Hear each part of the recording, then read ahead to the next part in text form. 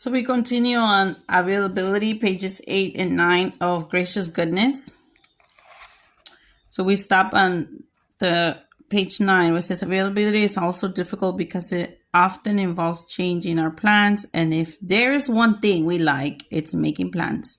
It is fine to make plans, of course, as long as we remain open to change.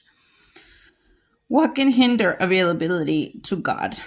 Fear. Instead of saying, "Here I am, God," we may say, "But I've never done anything like that before," or "I feel so inadequate to the task." At such times, we should remember, if God is truly asking us to do this thing, then God will give us the graces we need to do it, or the graces we need to accept failure if we can't do it. Jesus was totally available to God.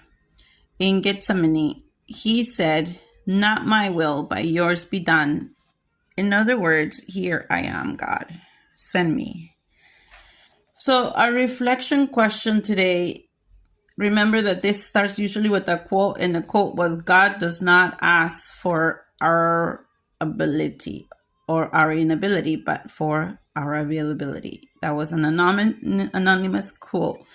And the reflection question is, how do I make myself available to God? What hinders me from greater availability?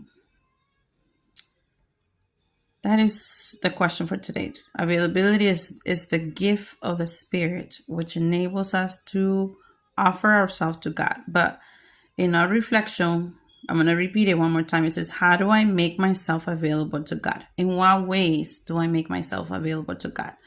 How is my attitude? How is my time management? How do I make myself available to God in my prayer time, in my participation in the community? What hinders me from greater availability? So those are really neat questions to reflect on. So we're going to go ahead and close with a prayer. Remember, we always close with a prayer. It says, "Here I am, God, send me." That is a beautiful, I love the song. There's a song that is about that.